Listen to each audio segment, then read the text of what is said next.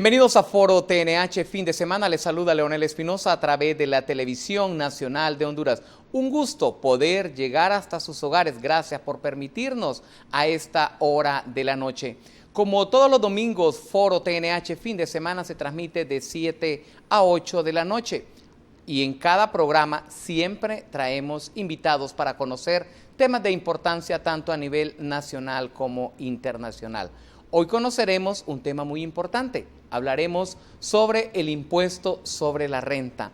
Cómo se tasa, cómo se marca, cómo son las cuotas que se tiene que dar de acuerdo a la nueva ley del impuesto sobre la renta, cómo nosotros los hondureños y la importancia que esto tiene, que nosotros debemos de tributar, de pagar los impuestos, que al final esto el gobierno lo retorna al pueblo con obras. Pero para conocer con nuestros invitados que nos acompañan hoy de la Dirección Ejecutiva de Ingreso, le doy la más cordial bienvenida a la abogada Teresa Aguilar Chacón, jefa de la sección de orientación tributaria. Un gusto, licenciada. Buenas noches. Gracias por venir acá a la Televisión Nacional de Honduras a su foro TNH fin de semana. Gracias. También nos acompaña el abogado Mario Velázquez, gerente de la región Centro-Sur de la Dirección Ejecutiva de Ingresos. Un gusto, un placer, gracias por venir acá a este foro TNH fin de semana de la Televisión Nacional de Honduras. Bueno, buenas noches y para nosotros es un gusto poder compartir un tema que es tan importante para nosotros como la Dirección Ejecutiva de Ingresos, lo que son los pagos a cuenta. Comenzamos y la primera interrogante para saber, y es importante que el pueblo conozca, que todos los hondureños sepan qué es el impuesto sobre la renta, abogada. Buenas noches. El impuesto sobre la renta es la tarifa que se aplica a la utilidad obtenida del total de ingresos de una persona natural o jurídica durante un año. El periodo comprende del 1 de enero al 31 de diciembre. Lógicamente, ¿qué es renta?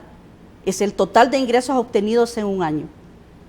A este se netea con los gastos que haya tenido que ocupar para poder tener la renta y tenemos un resultado que puede ser negativo y positivo. Si es positivo, tenemos una utilidad. Sobre la utilidad a la persona jurídica yo le pongo la tarifa del 25% y si es persona natural hay un escalonado, ¿verdad? Que va desde cero impuesto hasta un 25%. Correcto. Cuando hablamos de personas naturales, porque es importante que el pueblo hondureño sepa y conozca y, mejor dicho, establezca la diferencia que hay entre persona natural y la persona jurídica. Sí, persona natural somos usted y yo y todas las personas normales que tenemos ingresos de diferentes formas, sea ingresos por alquileres, ingresos por venta de mercaderías, por honorarios, por sueldos y salarios, por intereses no bancarios. Y por personas jurídicas sabemos que la ley por una ficción crea lo que es una empresa y eso denomina lo que es una persona jurídica. Estamos hablando también que las empresas, las sociedades tienen que pagar impuestos. Claro, y cuando hablamos del impuesto es la tasa que todos estamos obligados a realizarla. Obligados. Como bien lo decía la licenciada Aguilar, para personas naturales el cálculo se genera de una tabla progresiva, ¿verdad? Que va de cero a 110.000 exento, de 110.000 a 200.000 un 15%, de 200.000 a 500.000 el 20% y de ahí en adelante un 25%. Y luego el 25% directo de las personas jurídicas. ¿Quiénes están obligados a pagar este impuesto sobre la renta? La verdad que todos los que devengamos un ingreso, como lo explicaba bien la licenciada Aguilar, estamos obligados a pagar el impuesto. Siempre y cuando superemos la base imponible, ¿verdad? Que ya lo explicábamos que de 0 a 110.000 está exento, más los 40.000 de gastos médicos. Si esa persona no supera ese techo, entonces no está obligada a pagar impuestos. Correcto. ¿Cómo se paga este impuesto sobre la renta? Ok, para personas naturales existe un formulario especial que es de declaración jurada anual de persona natural y también hay un formulario especial para personas jurídicas. Y repetimos, ahí se desglosan y se consignan todos los ingresos, tanto de una persona natural como de una persona jurídica. Se presentan y se pagan el 30 de abril del siguiente año. Como bien lo explicaba la licenciada Aguilar, el ingreso que percibimos del 1 de diciembre al 1 de enero al 31 de diciembre. Al 31. Entonces, ¿el año fiscal en qué consiste? Si por favor le explicamos a los hondureños? Ok, es el periodo del cual una persona natural o jurídica percibe ingresos desde el 1 de enero al 31 de diciembre. Y luego tiene un periodo del 1 de enero al 30 de abril del siguiente año para presentar su declaración, ¿verdad? Esa declaración la presenta en la agencia bancaria que corresponda, donde ellos puedan y que estén autorizados para poder recepcionar tanto la declaración como el pago. ¿Los formularios dónde los pueden adquirir? Bueno, los formularios son gratuitos, hay electrónicos, hay también preimpresos, que son los que tenemos en papel, y también los descargables de la página web, ¿verdad? Siempre en el portal de la DEI, ahí está todo el descargo de los formularios. Hay formularios también para hacerlos en forma interactiva dentro de la DEI en línea. Allí él puede accesar teniendo un contrato de adhesión. Si no existe el formulario de renta, porque renta no existe interactivo, lógicamente lo elabora con Deply y la carga la envía mediante la DEI en línea. Y en un minuto ese formulario ya está dentro de la DEI, dentro de la cuenta corriente en la DEI, en Banco Central y en cualquier banco. O sea, significa que ustedes están acordes a la tecnología y tienen todo. Si no lo quieren en físico, perfectamente se puede hacer en digital. Así es, perfectamente. ¿Y cuánto tiempo tarda en hacerlo en digital? Bueno, ahí depende, ¿verdad? El formulario de renta principalmente es un poquito largo, ¿verdad? Porque llena el balance. Una vez que yo llene el balance, en vista de que el formulario de persona jurídica es triple, dentro del mismo formulario se cumple con 3 impuestos. Cuando yo lleno el balance general, de ahí emana un impuesto que se llama activo neto. Cuando lleno mis ingresos, coloco las deducciones de ley y tengo una utilidad o pérdida, allí ya tengo el impuesto sobre la renta. Cuando la utilidad para una persona jurídica es mayor al millón, rebajo el millón y todo lo que excede paga otro impuesto que se llama aportación solidaria. Tanto para renta como para aportación solidaria también vienen los 3 pagos a cuenta, ¿verdad? Entonces, todo eso al final paga el impuesto sobre la renta en forma desmembrada por medio de los impuestos. El propio cómputo que vence el 30 de abril es la última cuota de renta. Ahí es donde ya liquido mediante la declaración, hago el total de ingresos que obtuve en el año, ahí pongo los gastos y ahí me va a arrojar ya sea la utilidad o la pérdida. Hablamos de cuántas empresas son las que realizan y cuántas en el caso de las jurídicas y en el caso de las naturales, ¿de cuántas estamos hablando? El total. Dato específico así, no. ¿Un aproximado de cuántas tenemos?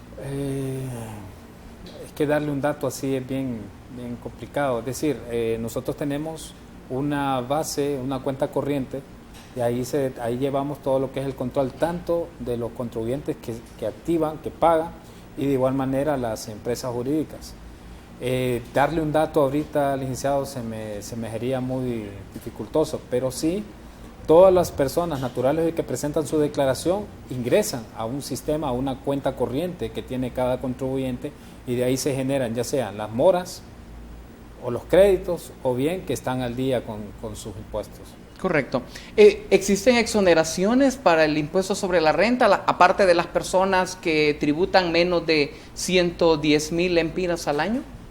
Sí existen. En un inicio, en el artículo 7 ya le dice quiénes están exonerados del impuesto sobre la renta.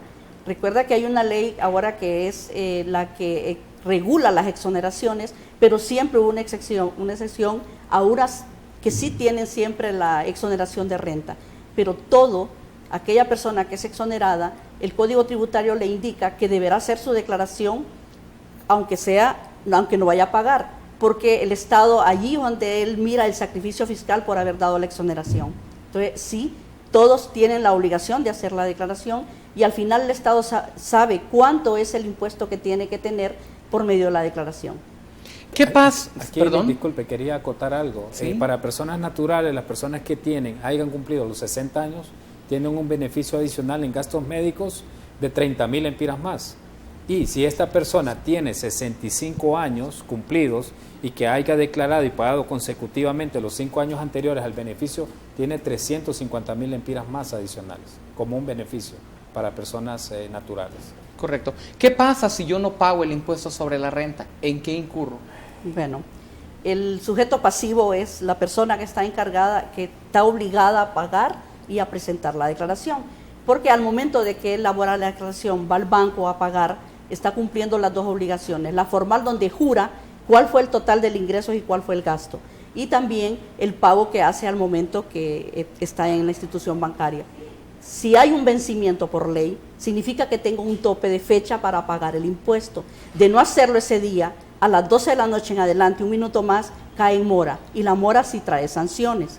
En el caso del impuesto sobre la renta, la sanción es, según el Código Tributario, que es el órgano sancionatorio que tenemos, por los días transcurridos, le dije, si es en el primer mes, un 5%, pero a esa cantidad, el 177A del mismo Código Tributario, por hacerlo de forma voluntaria, le da un beneficio de rebajar la mitad de la sanción.